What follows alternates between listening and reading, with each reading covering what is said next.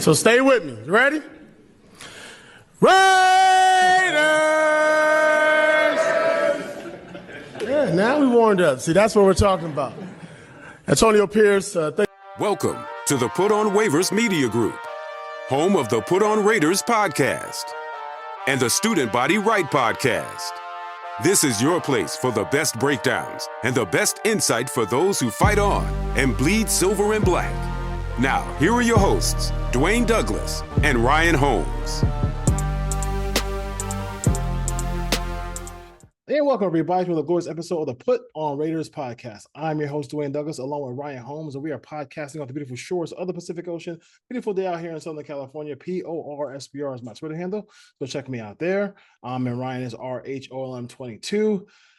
Back from his travels, just to come home for a little bit and go on other travels, but I'm happy to have Ryan back on the show. Ryan, how you doing today?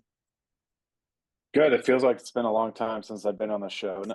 Now that training camp's here, it's kind of settled down on my end. It's time to get back into Raiders football and find out what's going on at training camp and what the season might look like. So the guy who really is going to get props right now from a lot of Raider fans who Raider fans are really appreciating is Logan Revere. I think he works at Channel 8, ABC affiliate out there in Vegas, and he's giving you like kind of like a play-by-play of like what's happening in camp. And he tweeted out today, the offense is having a bounce back day. They needed something because they were not doing from all accounts, they weren't doing anything. So, and that's the part of the football team that everybody's going to be having their eye on is the offensive unit. I did want to have your thoughts about that before we jump into the offensive line. Yeah, now the pads have come on. It's a little bit different. It's hard to judge what the offense is doing when basically the offensive linemen don't have a way to block. Yep. The defense can have their way. There's no tackling. So we're in day 2 now of pads being on. It sounds like the offense has come out today, and I believe Gardner Minshew got most of the ones today.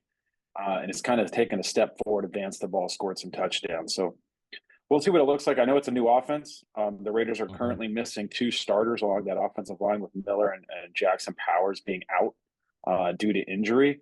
But the fact that it sounds like the offense is having a little bit of success today, it sounds like Devontae Adams is a lot more involved today than he's been leading up to today in camp, getting him targets. It sounds like he's having his way with the secondary. So we're going to hear these reports day in and day out. It's not doom or gloom. I know a lot of people see the defense is dominating. They're questioning the offense. The offense moves the ball. You start questioning the defense. You know, one of them is going to have success on any given play.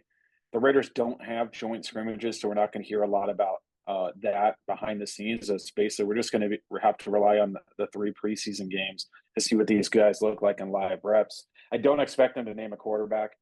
Honestly, it wouldn't surprise me if they took this all the way up to kickoff of week 1 and not announced who the starter is going to be. I don't think either one of these guys has separated themselves. There's no reason to name it.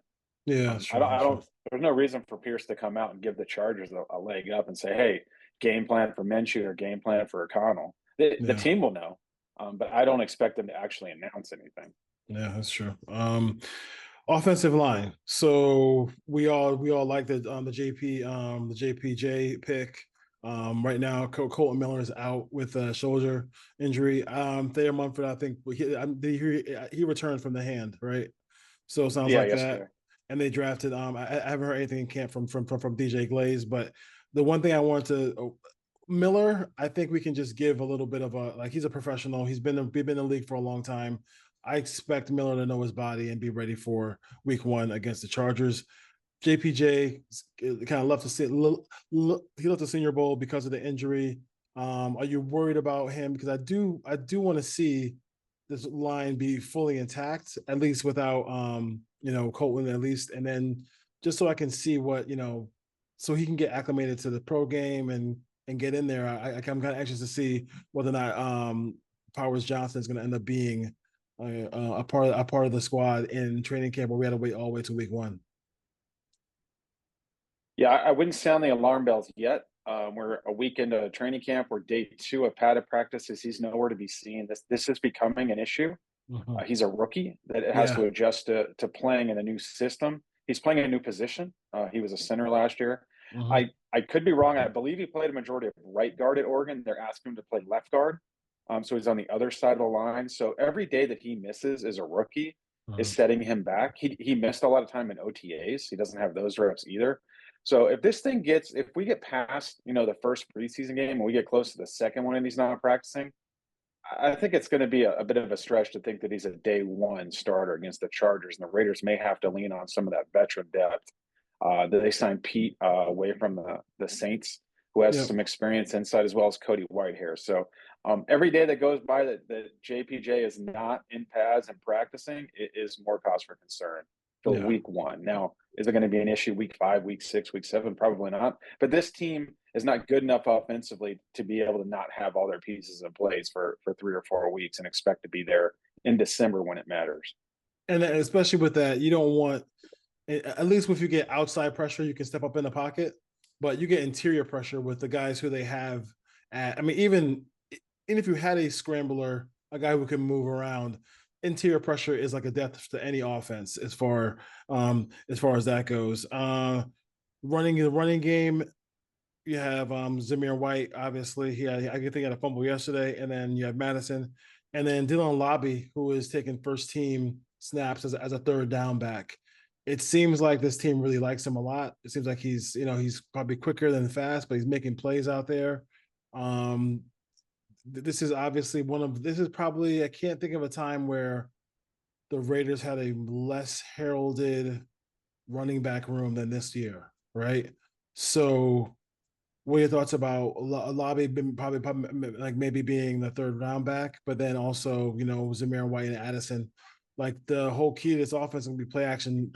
I think last year, his numbers are on play action. Aiden O'Connell was much better than it was just in standard pass plays. Yeah, this team has to be able to run the football. That's what Antonio Pierce wants to do. They want to be a ground and pound play action, take their shots downfield when it's there. This is not going to be an explosive offense. They're not going to put up 24 to 30 points a game. I don't expect that at all. We saw this last year when Antonio Pierce was in charge. It's run the football, don't turn the ball over, control the clock, and win with your defense. That's what they're going to want to do. That's their recipe.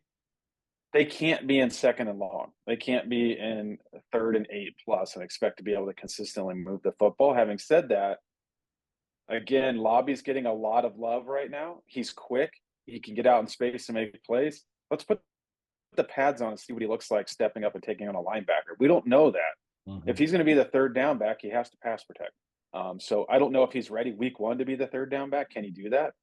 Hopefully he can take that spot, and he knows all the protections and all the calls and knows where to be, and then he can be an asset out of the backfield as a receiver. It's still going to be hard, I think, for them, unless he just blows away Amir Abdullah. Amir is he's a good pass blocker. He knows the offense and where to pick guys up. He'll be the third down back unless Lobby shows that he can do that. We don't know that he can. Now, is Zamir White and Madison the 1-2 punch that's going to be able to run the ball and control the clock for this team? We don't know that. Yeah. Zamir White looked good for 4 games. He has never done it over 17 games, week in and week out, when defenses are game planning for him. We'll see. We'll see. I know he got in the weight room and he's big. Can he hold on to the ball? Is he still explosive on long runs? Is it more of a just between the tackles guy now? We don't know that. And then Madison, for his ups and downs, like he's an okay number 2. It is interesting. The Raiders were in on Cam Akers, it sounds like, before he signed with Houston. So the Raiders are definitely looking for another back to add to this mix, which they should. They should continue to upgrade this running back position as much as they can, and they should do that at every position on the roster, to be honest. Yeah, no question about it. I did see it. I didn't realize they weren't in on Cam Akers, but I did for your Cam Akers. I mean, I can't fault him for going where he went before he went, but I mean, they do need somebody badly in that running back room. I think so, because this is something that Zamir has never done it before. Not that he can't, but that's a big step. That's a big step to being the full-time guy every week, being that starting running back in National Football League. Vic Tafur had that report that came out talking about APs contract and it only being a 2-year deal. That is not common. I would think. I mean, for the most part, guys get 3-year deals or longer. Do you feel like this was okay? We're giving you a chance to be the head coach. It's going to be a 2-year deal. do you think that the culmination of the 10 years he gave Gruden, the 6 years he gave Josh McDaniels was like, hey, I'm going to slow my rope as far as giving out long contracts to head coaches. I'm going to let him prove it a little bit. Obviously, if they win 10 games this year, I'm sure he could be able to renegotiate and get a little bit more of an extension because you don't want a lame duck coach. What are your thoughts about that part of it for him? Because that's very weird for an NFL head coach to get. You can get a 2-year extension, but not to be like you're starting off as a head coach and have a 2-year deal. Yeah, it is interesting. It was only 2. We had speculated it might be 3, but it sounds like it's a 2-year deal.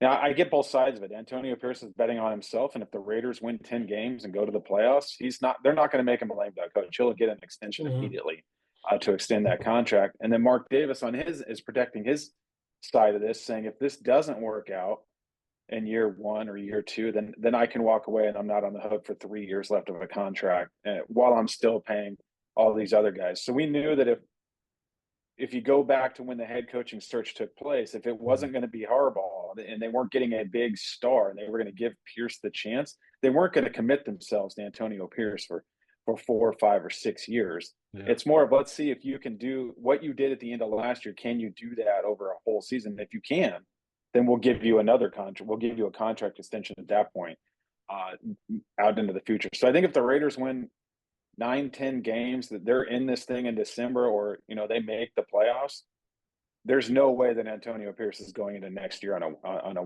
lame duck 1-year deal. So there are some and this is like, before I say this, I want to make sure that, because people get really emotional, I am not trying to remove Antonio Pierce from the Raiders. I'm just putting this out there just to have a conversation.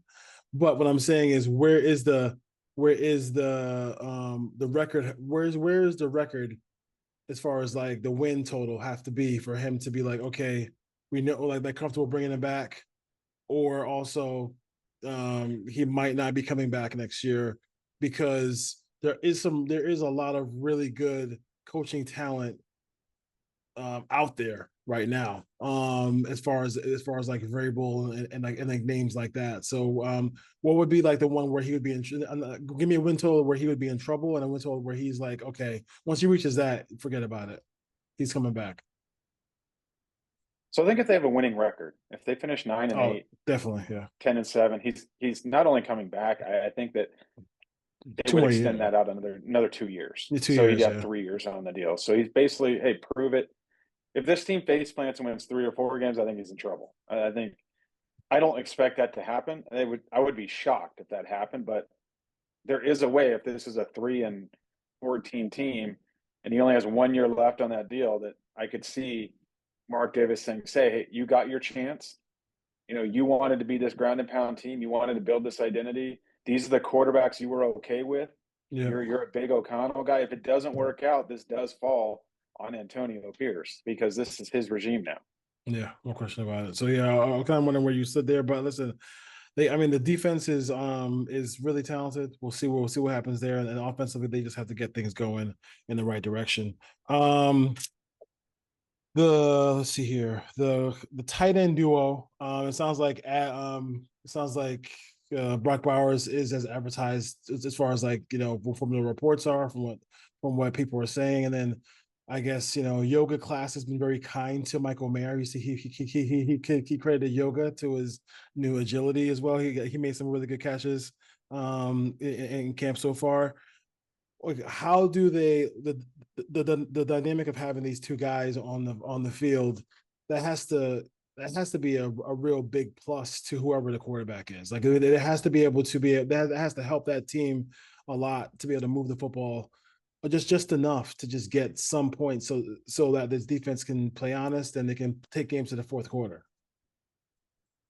Yeah, the Raiders are going to be in 12 personnel a ton. And I think the versatility that Bowers gives you is he might line up as a wing. He might line up in the slot. He might line up at X. He might line up at fullback. He might line up at tailback. Mm-hmm. The defense is not going to know where he's going to be, and they're going to have to basically be in base or nickel. And if you try to run nickel defense against 12 personnel, the Raiders are just going to run the ball down your throat. If they can get that offensive line cooking. I do think fans are getting way ahead of themselves and just saying, hey, look at these weapons. we have Myers and we have Adams and we have Tucker, who apparently can't catch the ball in camp. We have Bowers, we have Zamir White, we have Michael Mayer. In a perfect world, this team is going to be 50-50 run. I don't think this team's going to be throwing the ball 60-65% of the time the way they're constructed. So we need to pull back the reins on what we think, that the numbers of these players are going to be. And I don't think both of these tight ends can eat. And in this offense, there's just not enough balls to go around because you're going to be throwing the ball, obviously, to Devontae Adams and Jacoby Myers. You're going to get the ball to Brock Bowers. I don't think Michael Mayer, his role in this offense is going to be to catch a ton of passes. It's going to be to block and hopefully in the red zone be a third option to get open and score some touchdowns. 100%. This team's only going to throw the ball 25 or 30 times a game, I think, with this defense and with the way this offense is constructed. So if you're throwing the ball 28 times and 12 or 13 of those targets are going to Devontae Adams and 7 of them are going to Myers, you got 8 targets between the rest of these guys on this team to spread the ball around. So I do think they do need to go get another running back. I'd like to see a guy with a little bit more explosiveness than the 2 guys they have right now. And obviously the running back market is pretty thin right now. I think the Raiders will be on the lookout during come cut down day, maybe get some guys that get released or sign some street free agents to maybe bring them into battle here.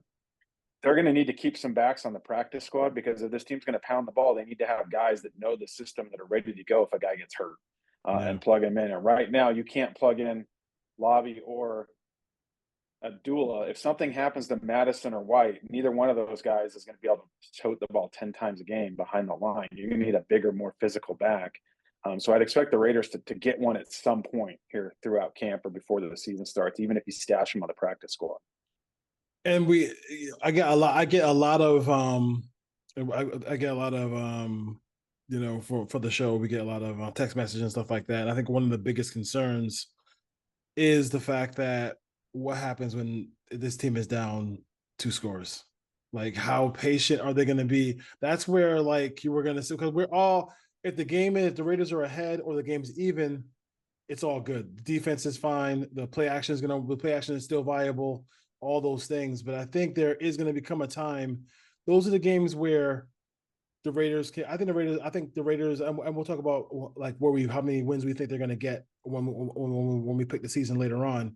But I think there is a window where like 7, 6, 7, 8 is like the mark. But then they have to win some games where they're down by 2 scores. You have to be able to do those. You have to have some kind of. There has to be like it's political season right now, so everybody talks about the path to 270, right? What's somebody's path to 270?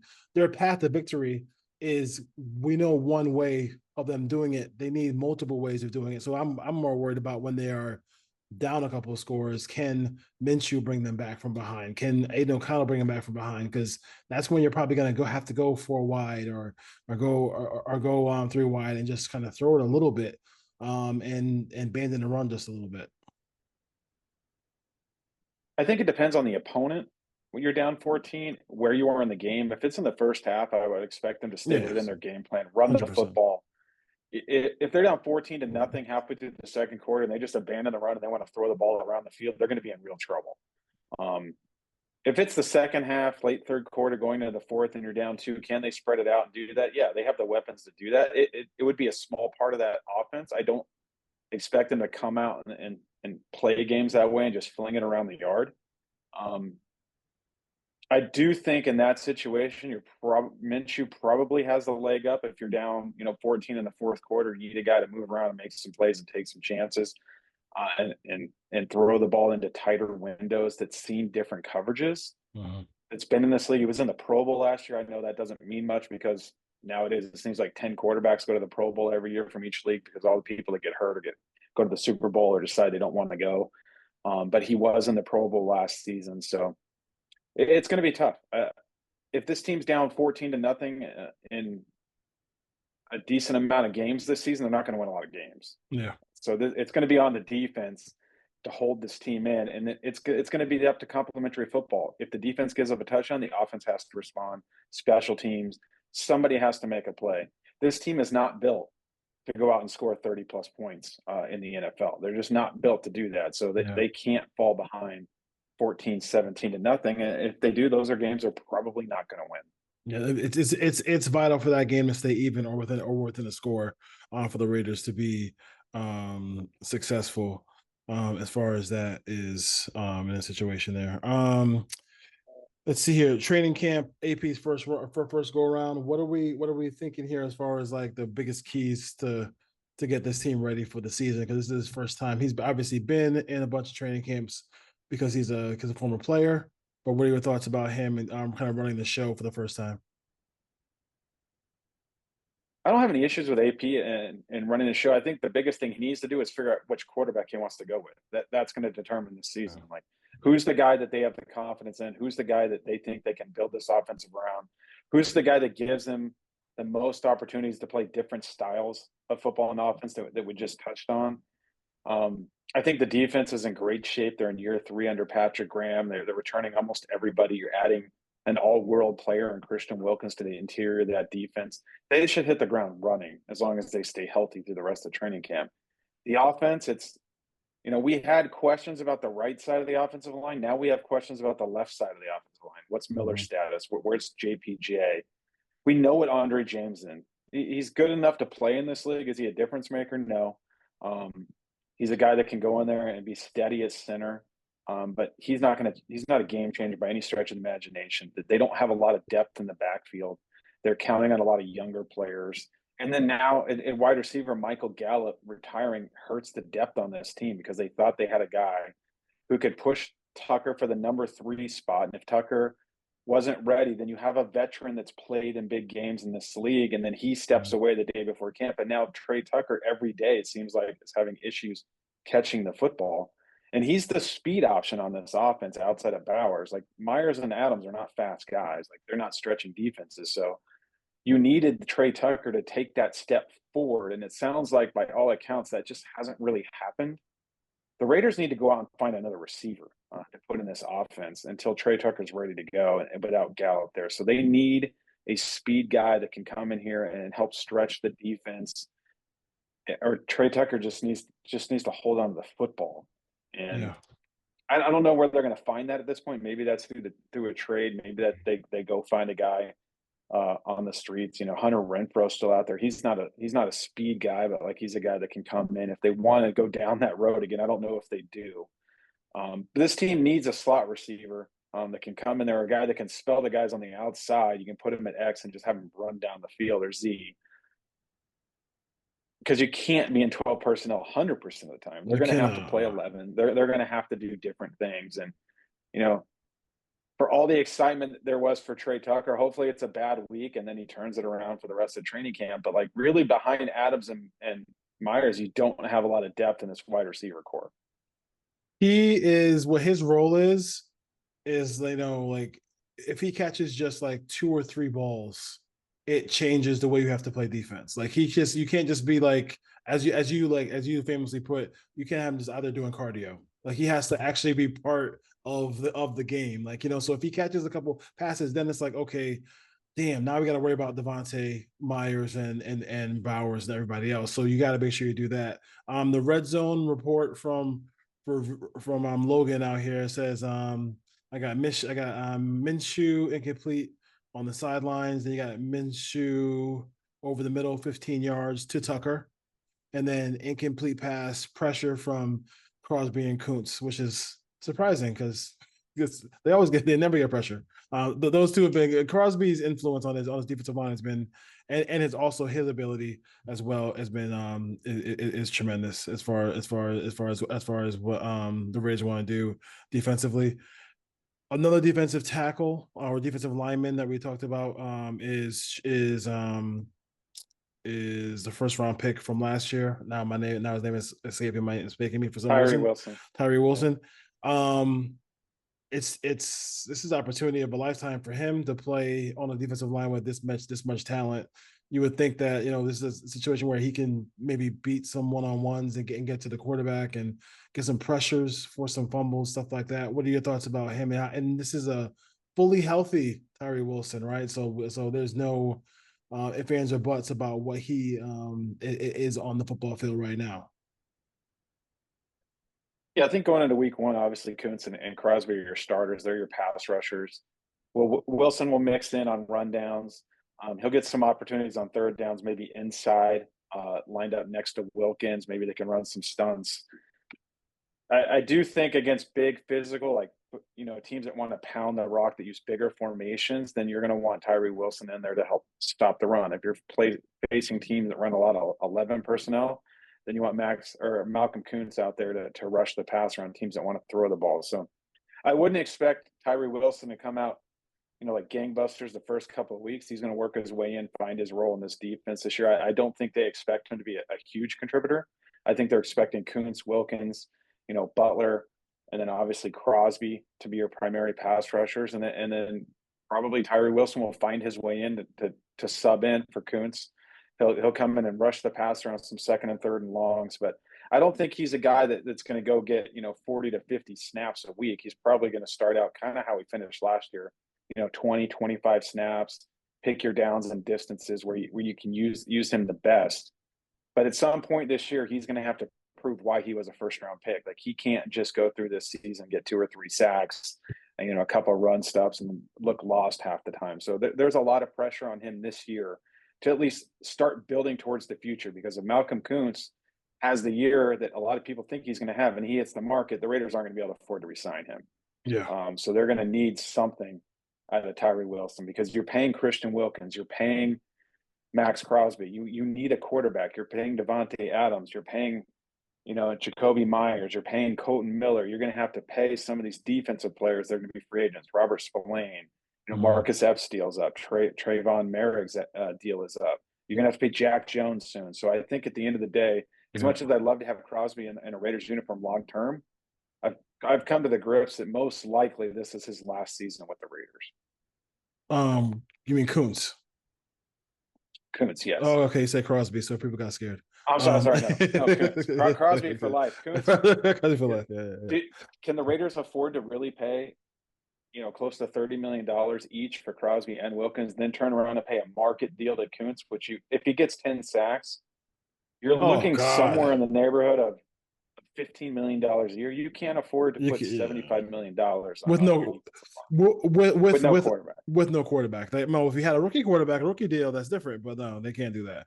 Vic Tafur just put in best pass of the day was a high arcing 30-yard touchdown pass in the left corner from O'Connell to Turner. So I think that's one you were talking about as well. So we kind of hit all the points as far as that goes. Anything else? I know we talked in a while about the Raiders, and you've been away, but any thoughts about training camp right now so far? I think the cornerback position is going to be interesting.